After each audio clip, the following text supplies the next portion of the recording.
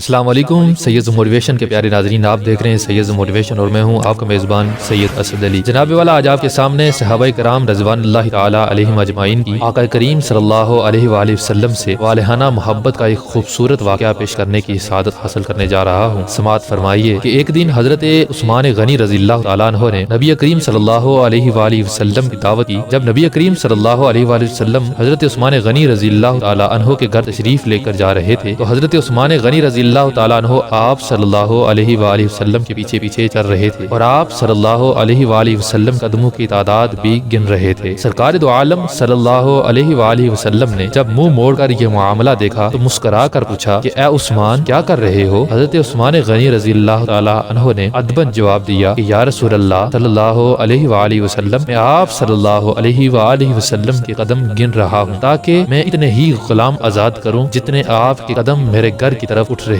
ہیں۔ جناب والا دعوت ختم ہونے کے بعد حضرت عثمان غنی رضی اللہ تعالیٰ عنہ نے ایسا ہی کیا اور اتنے ہی غلام آزاد کر دیے جتنے انہوں نے قدم گنے تھے۔ حضرت علی رضی اللہ تعالیٰ عنہ جو کہ اس دعوت میں شریک تھے، اس دعوت سے بہت زیادہ متاثر ہوئے اور گھر آ کر حضرت فاطمہ الزہرا رضی اللہ تعالیٰ عنہا سے اس دعوت کا ذکر کیا۔ حضرت فاطمہ الزہرا نے فرمایا، علی اگر آپ چاہتے ہو تو ٹھیک ہے، آپ رسول اللہ صلی اللہ علیہ وآلہ وسلم اور آپ کے اصحاب کو بلاؤ اور میں دعوت کے لیے کچھ پکا لوں۔ جناب والا حضرت علی رضی اللہ تعالیٰ عنہ کے جانے کے بعد حضرت فاطمہ الزہرا نے وضو کیا اور اللہ تعالیٰ کے حضور سر بسجود ہو گئیں اور دعا مانگنے لگیں کہ اے اللہ، تیری بندی فاطمہ نے تیرے حبیب محمد مصطفیٰ صلی اللہ علیہ وآلہ وسلم اور ان کے اصحاب کی دعوت کی ہے، تیری بندی کا صرف اور صرف تجھ پر بھروسہ ہے، لہٰذا اے میرے مالک و خالق، آج تو فاطمہ کی لاج رکھ لے اور اس دعوت کے لیے کھانوں کا انتظام عالم غیب سے فرما۔ سیدہ نے یہ دعا مانگ کے ہانڈیوں کو چولہوں پر رکھ دیا۔ اللہ کے فضل و کرم سے تمام ہانڈیاں رنگ برنگ کے کھانوں سے بھری پڑی۔ جب سرکار دو عالم صلی اللہ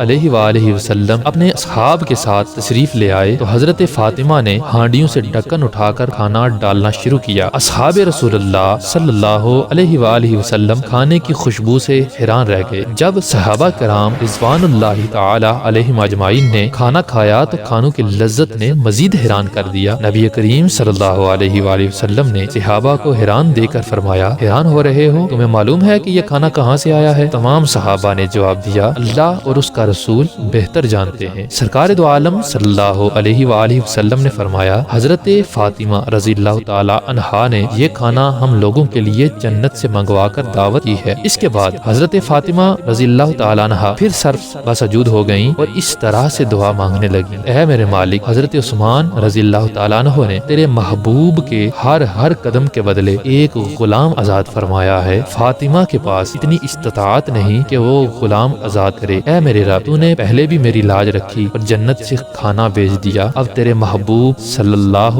علیہ وآلہ وسلم جتنے قدم چل کر میرے گھر تشریف لے کر آئے، سرکار دو عالم صلی اللہ علیہ وآلہ وسلم کے امتی جہنم کی آگ سے آزاد فرما دے۔ ادھر سیدہ فاطمہ الزہرا نے اس دعا سے فراغت اختیار کی، ادھر جبریل علیہ الصلوۃ والسلام وحی لے کر بارگاہ خیر الانام صلی اللہ علیہ وآلہ وسلم میں حاضر ہو گئے اور بشارت سنانے لگے کہ یا رسول اللہ، اللہ تعالیٰ نے آپ کے ہر قدم کے بدلے 1000 گناہگار امتیوں کی بخشش فرما دی ہے اور جہنم سے انہیں آزادی عطا فرما دی ہے۔ جناب والا، اس واقعے سے ہمیں یہ سبق ملتا ہے کہ جیسے صحابہ کرام رضی اللہ تعالی عنہما نے حضور صلی اللہ علیہ وآلہ وسلم سے والہانہ محبت کا اظہار فرمایا اور انوکھے انداز میں سرکار سے محبت کا اظہار فرمایا، اسی طرح ہمیں بھی چاہیے کہ ہم اپنے ہر عمل میں، ہر قول و فعل میں سرکار دو عالم صلی اللہ علیہ وآلہ وسلم سے بے پناہ اور لازوال محبت کا اظہار فرماتے رہیں۔ دعا ہے کہ اللہ تعالی ہمیں عمل کی توفیق عطا فرمائے۔ امید ہے کہ آپ کو میری یہ ویڈیو اچھی لگی ہوگی۔ ملتے ہیں ایک اور خوبصورت ویڈیو کے ساتھ۔